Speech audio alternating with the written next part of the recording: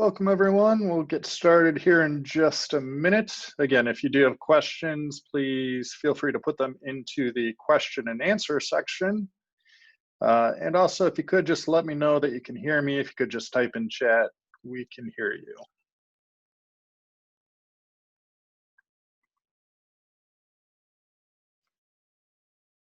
Hey, everyone. And we'll get started in just a minute here. Diane tells me that she can hear me, so I appreciate that. Hello, Angela, Beverly, Danny, Phil, Diane, Tom, everyone else. Good to see everyone. And with that, we'll go ahead and get started. So it is 1 o'clock. And something that we do on our radio show and that we start every meeting with is what we call a positive focus. So just something positive that happened the previous week. And for me, something positive that happened, and I like doing this, especially given everything that's happening right now, is my son, he actually graduated in Cub Scouts, and now he's what's called an Arrow of Light. So I graduated from Weeblos. And let me just share a picture of my son, Ryan. So you should be seeing him there. Social distancing, mask enforced, but he is now a Arrow of Light. And so that's pretty exciting. And so let me stop sharing that. And what we like to do, and don't mind my stormtroopers behind me, we'll go ahead and get rid of the virtual background. I'm in my Livonia office today. What we like to do is just answer questions that people have throughout the week, or that our clients have, or email, or submit to us throughout the week, just as a way to provide some education. So with that, if you do have questions, feel free to type those into the question and answer section. Otherwise, I have about 4 or 5 questions that people submitted this past week. So let me get into those. And what I'll do is I'll share my screen. So give me just a moment here. And I will share my screen. And we can do our iPad.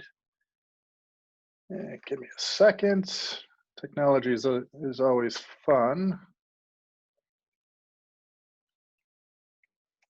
Well, you know what? Let's do it this way.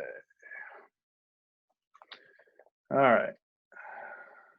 So what I'm going to do is my iPad's not loading up. So we're going to do it this way. I'm going to open up a whiteboard in Zoom and we'll go from there. All right. So the first question we had was regarding Social Security timing strategies. So the first question was, how should we kind of plan for Social Security? And really the answer for everyone is different.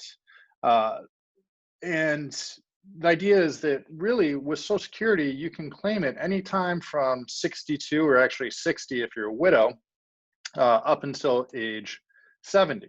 And you're going to have what's called full retirement age. Full retirement age, depending on when you're born, is either going to be 66 or 67.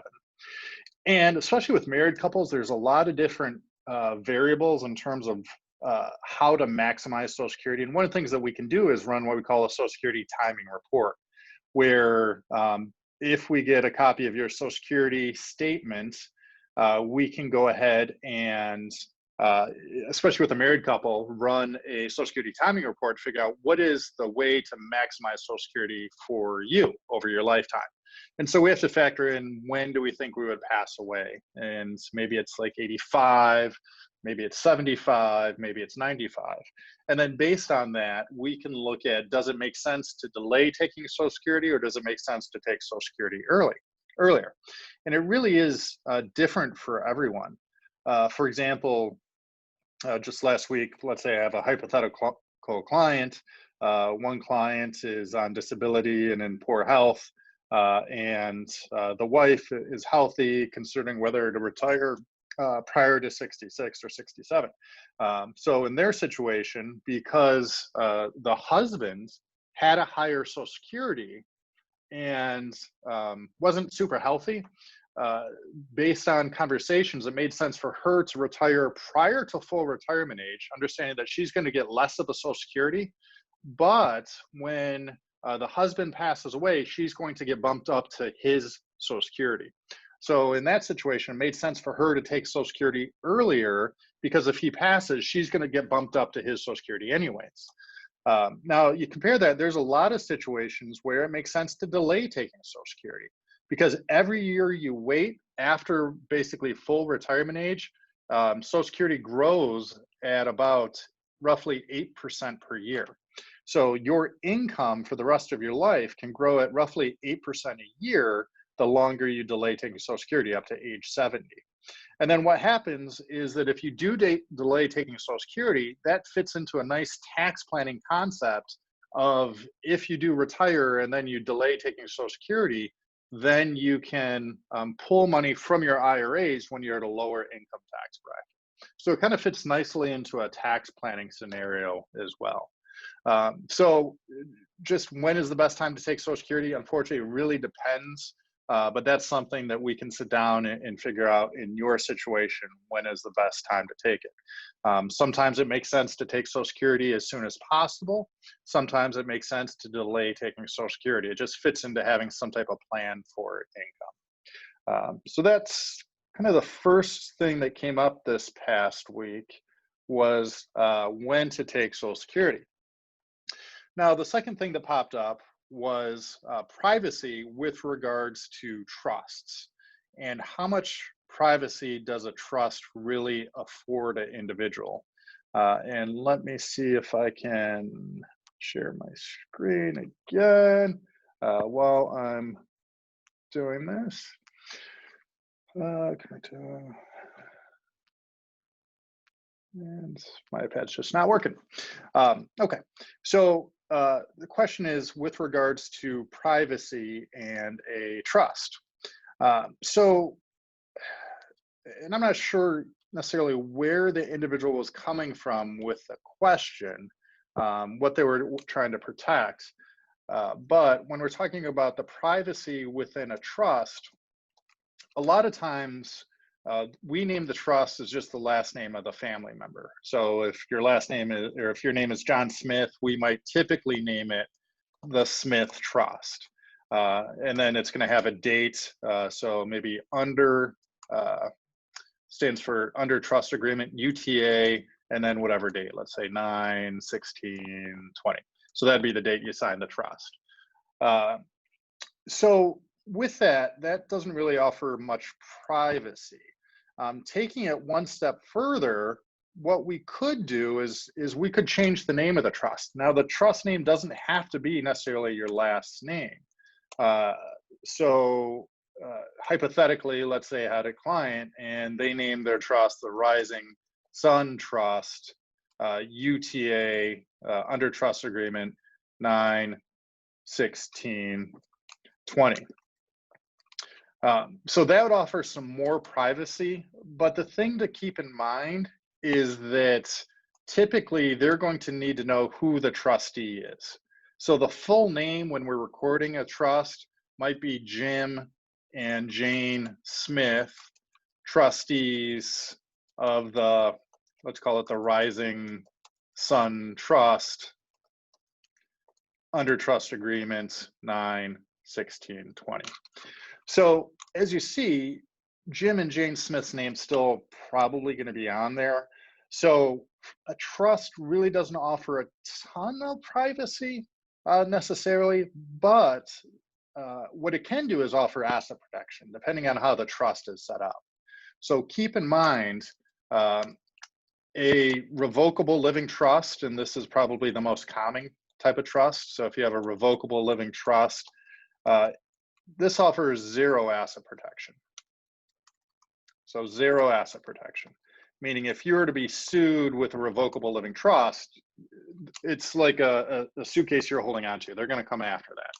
Versus we do have asset protection trusts. So if you are concerned about protecting assets from creditors, lawsuits, that type of thing, we do have an asset protection trust called a castle trust. So we move assets into the castle trust. As soon as we move those assets into the trust, we're protected from any lawsuits, creditors, bankruptcy, that type of thing. And then also what a castle trust does is it starts that 5-year clock for Medicaid purposes. So it starts the Medicaid clock. So if you're concerned about long-term care costs, a lot of time a castle trust makes more sense. Now that said, neither of them are really going to be a great tool for privacy unless we think outside of the box a little bit. So one of the things we could do, and you'd have to give up some control, is maybe appoint someone else as a trustee. So we could, if let's say you're a parent, maybe you appoint one of the kids as a trustee or someone else. You'd have to give up some control, but that's where you could build in some privacy. So instead of Jim and Jane Smith, trustees of the Rising Sun Trust, maybe it's, just making up names here, Jeff Johnson, who's maybe a friend of the family or something like that. That's a way to maintain privacy. But you have to value, is that privacy worth the trade-off of appointing someone else to hold those assets for you?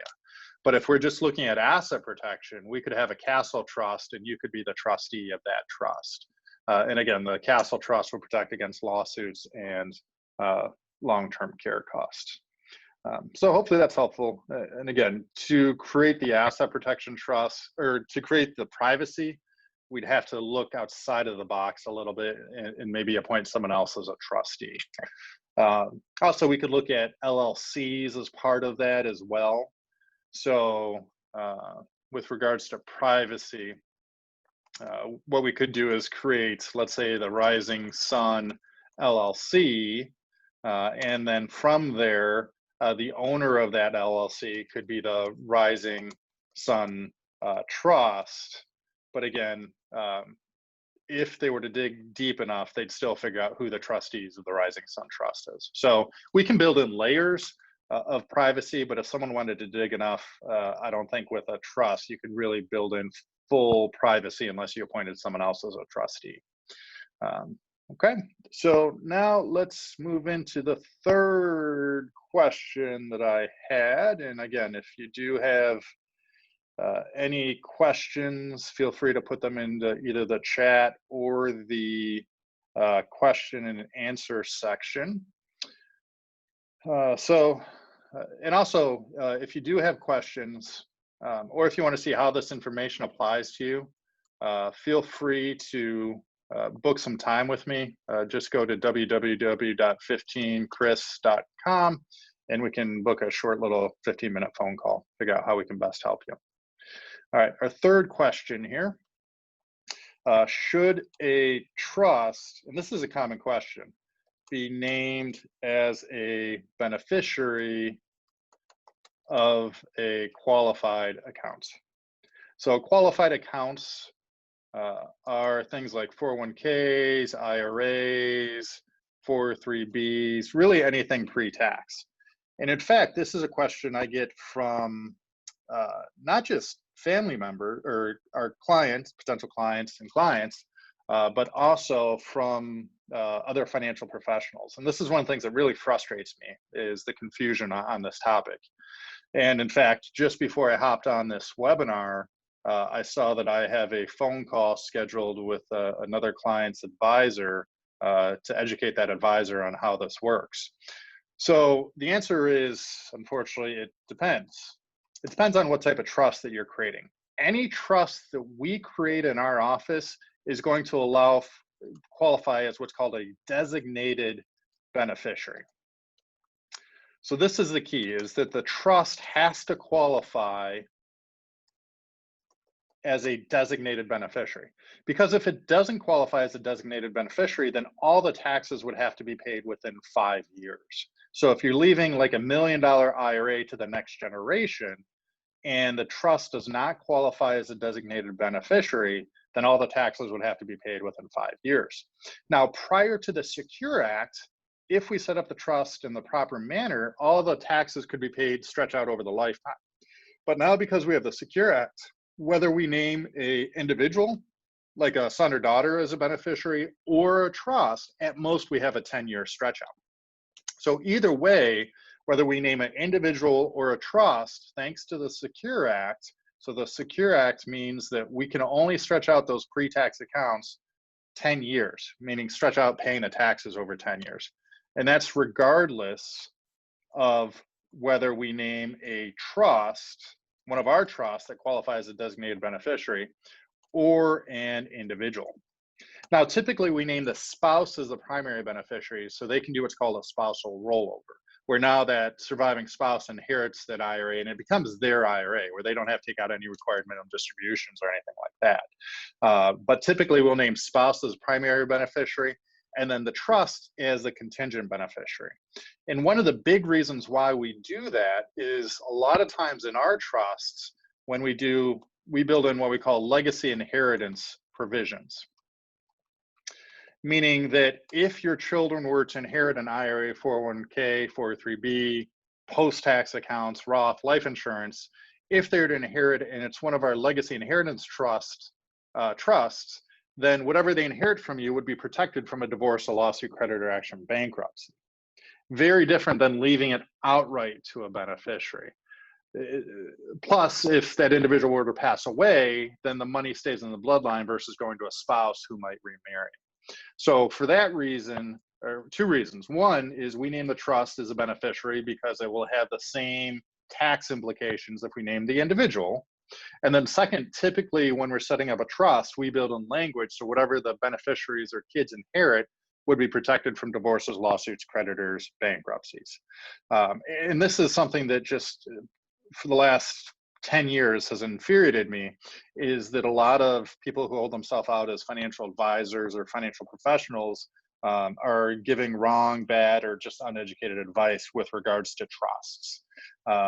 And so again, I think the trust should be named typically as a contingent beneficiary if you're married, because we can maintain all of the tax benefits of naming the individual outright, but now we can build in the opportunity for a lifetime of asset protection. So if someone's telling you not to name the trust as a beneficiary of a qualified account, I would be happy to have a conversation with them and educate them on why the trust typically should be named as a contingent beneficiary. Again, we want to name the spouse as the primary beneficiary 9 times out of 10, but then we'll name the trust as the contingent beneficiary for the asset protection provisions that we talked about. Plus, from a tax perspective, it's no different with our trusts than naming individual outright. So there's no downside to naming the trust, only an upside of naming the trust as a beneficiary of that qualified account. All right, and I'm moving into my last question that I had previously submitted. So if you do have any specific questions, feel free to put that into the question and answer section or the chat. And so the last question that I had submitted previously, and so let me get, we'll call this question 4, does make, and this is from Phil, and I think Phil is actually on the call, does making changes to a castle trust restart the 5-year clock? So some explanation here. So in reality, we have 2 main types of trusts. We have, and I talked about this in question 2, we have a revocable living trust. And what a revocable living trust does is 2 things. And it does these 2 things very well. And it's a good trust. One is it avoids probate, assuming it's funded properly. So most people want to avoid probate because it's a core process, it's time consuming, it's messy on the back end. And then 2, what a revocable living trust does is that it can control that distribution. So you can control where your assets go at the end of the day. So it can control the distribution. For example, if you wanted to build in this legacy inheritance trust that we talked about, you can do that inside of a revocable living trust. So that's pretty powerful. Then we have a second type of trust called a castle trust. Okay, and what a castle trust does is it avoids probate. So that's important, right? Most people, that's kind of the starting point for their estate plan. 2, we can control the distribution, so decide how we leave things to our beneficiaries. And we can either leave it outright to them, or it could be held in trust for their benefit. Again, protecting against divorces, lawsuits, creditor action, bankruptcy, etc. And then 3, it builds in asset protection. And this is the big one. This is what a revocable living trust does not. And when we're talking about asset protection, we're talking about lawsuits. So immediately, whatever you move into the trust is protected from creditors, bankruptcies. You get in a car accident with the changes in auto insurance law. You're a business owner, whatever's inside of the trust would be protected. And then the big thing is it protects against the devastating costs of long-term care. And really what we're talking about here is nursing home costs.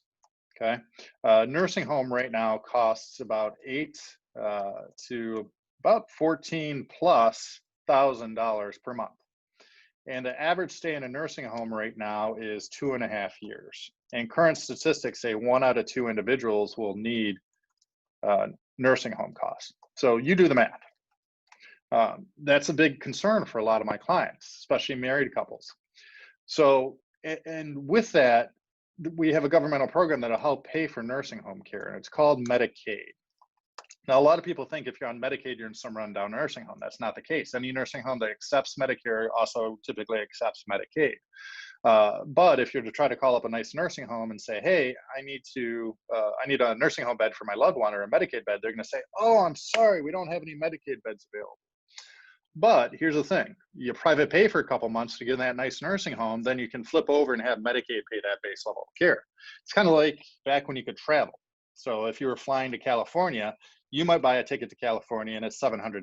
Well, the person sitting next to you in the same exact seat, maybe it's first class just like you, or coach, or whatever it may be, same exact level of service, they might have bought their ticket for $99 just based on where they bought it or the timing, that type of thing. So they're both getting the same level of service, both going to the same place, but you're paying very different things. Similar with Medicaid is that we can have Medicaid pay that base level of care. And then with, say, a castle trust, we move the assets into the castle trust, we make it 5 years, then everything inside of the trust would be protected from that nursing home or Medicaid spend down. So now you could have Medicaid pay that base level of care, and then you'd have a pot of resources available to pay for additional services to improve your quality of life.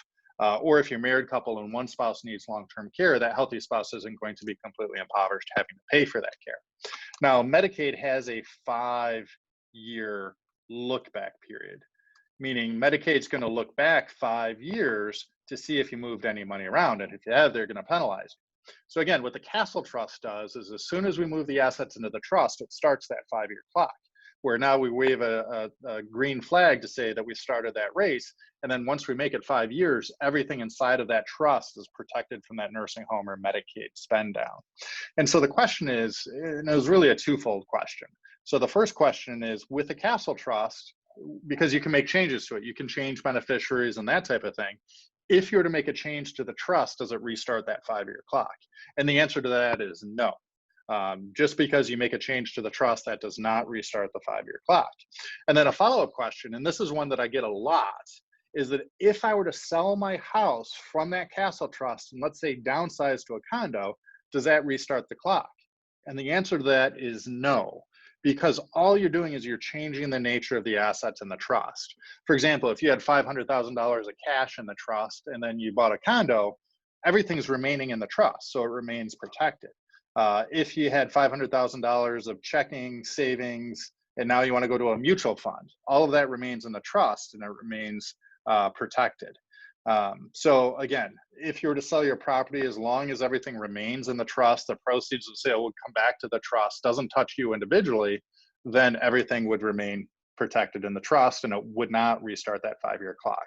I have a lot of clients that they downsize or they sell, they move into independent living or assisted living, and the proceeds of that sale remain protected inside of the trust. So yes, you can sell the house from the trust. All right, so it looks like a couple more questions came in. Let me go ahead and address these. Is there a way to lessen taxes on required minimum distributions? So the question is, we have these pre-tax accounts like IRAs, 401ks. Can we reduce the taxes on those required minimum distributions? Well, and this is something that we've been really hitting the drums or banging the drums on for the last couple of years, ever since the Tax Cuts and Jobs Act. And we'll call this number 5. And really, so this is what we just call tax planning. We've been doing quite a bit of this for our clients.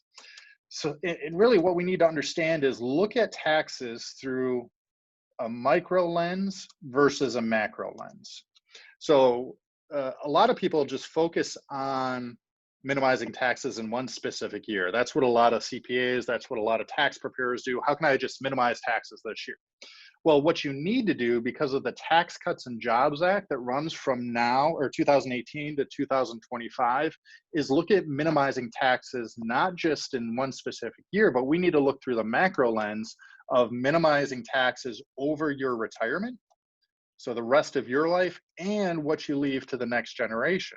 Because again, we've had the Secure Act that says they're going to come after those pre-tax accounts for those beneficiaries. So with the Secure Act, they're coming after those IRAs for beneficiaries. Plus, with the Tax Cuts and Jobs Act that runs from now to 2025, taxes are on sale for you. So for a lot of clients, what we're doing is we're actually paying the taxes sooner rather than later.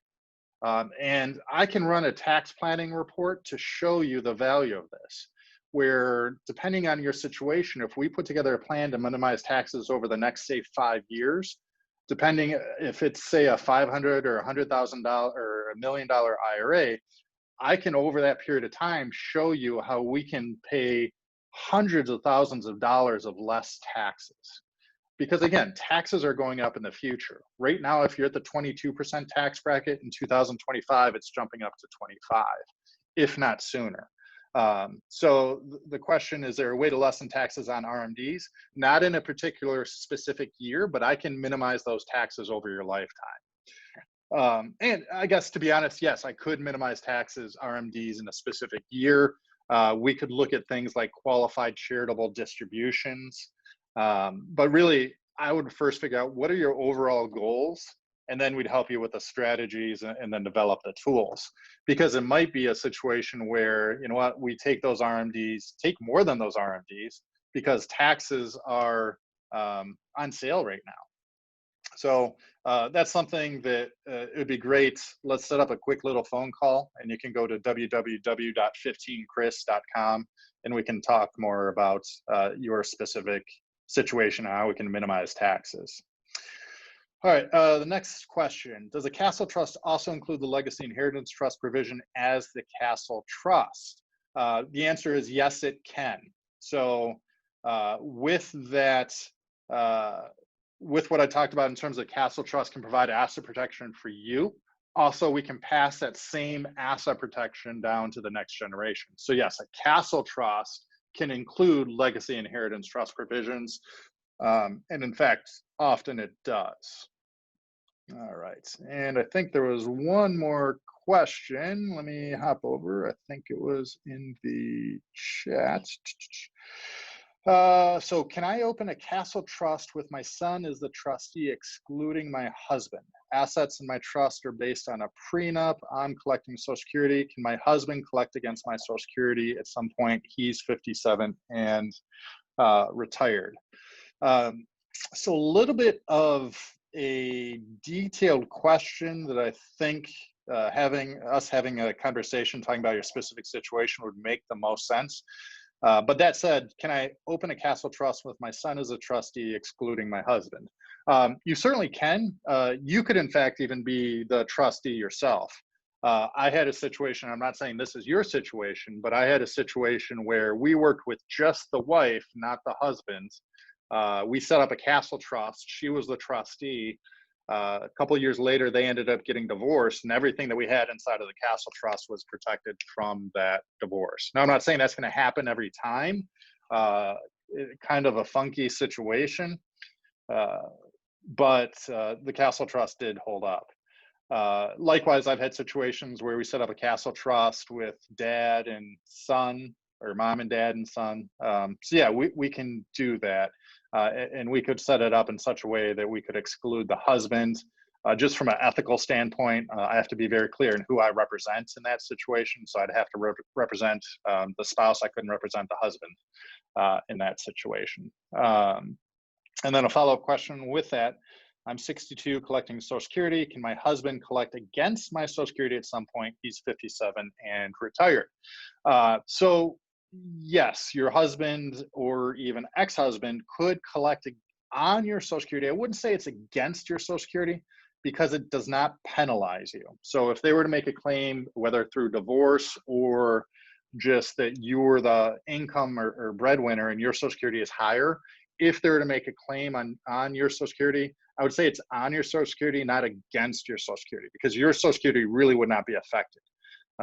And there's some situations where it makes sense to get married for Social Security benefits. Some situations where it makes sense not to get married, especially if you have a previous spouse that you're collecting on. So again, that's where Social Security, and I saw the statistic, I think there's 857 different variations on how a married couple could claim Social Security. And that's where we sit down with families and we can run a Social Security optimization report, looking at Social Security just inside of the vacuum of maximizing Social Security, but also we need to take into account how it fits into tax planning and everything else. So at the end of the day, it fits into that overall plan. Okay, so if you do have any more questions, please submit those, because otherwise I'm going to wrap up here. So really, at the end of the day, again, just as a reminder, we help people put together a retirement and legacy plan. In addition to being an attorney, I'm a fiduciary financial advisor. And we have this process, we call it the Retirement Legacy Blueprint, where we focus on creating an income plan in retirement, like Social Security timing. Do we take a pension, lump sum buyout? A lot of people are asking those questions. An investment plan, given the market volatility, what happened in March, the fact that we're on a 12-year bull run, we're moving into an election period, expect some more volatility this year. This is one of the biggest opportunities right now, is developing a tax plan based on the fact that we had the Tax Cuts and Jobs Act, the Secure Act, and then now we had the CARES Act, add another $2.2 trillion to the deficit, something that needs to be, I think that's really the biggest risk and one of the biggest opportunities for individuals right now. Need to create a healthcare plan. So talking about Medicare as well as long-term care costs. And then the final piece, and this is where our firm started, is creating that legacy plan, creating that legal structure so that everything that you've worked hard for is protected and passes to the next generation as efficiently and effectively as possible. So if you do want help with either all 5 of those areas or just one of those areas, please just go to the website 15chris.com, schedule a short phone call with me, figure out where you want to go, figure out what your goals, and figure out the best way to help you with that. And again, join us every Wednesday. So we're going to keep doing this. I really enjoy this, very educational, where if you go to wisdomwebinar.com, if you're already registered and watching this on Zoom, you're going to receive those invites. Once you register once, you'll continue to receive those invites. If you're watching this on Facebook or anywhere else, please go to wisdomwebinar.com to register. And again, if you do have questions you want me to answer throughout, just email me over. You can email those questions at contact @castlewealthgroup.com. And then just in the subject line, just put wisdom webinar and then whatever your question is. I'll go ahead and answer those. So with that, I want to thank everyone for taking time out of their day to listen to me blabber on about death and incapacity and taxes. Someone just wrote in, thank you. My pleasure. Really, I really do enjoy this. It looks like there's another, yep, someone just scheduled some time tomorrow. Looking forward to it. And with that, thank you, everyone. Hopefully you enjoyed this. Looking forward to next week. Make it a great week. Take care.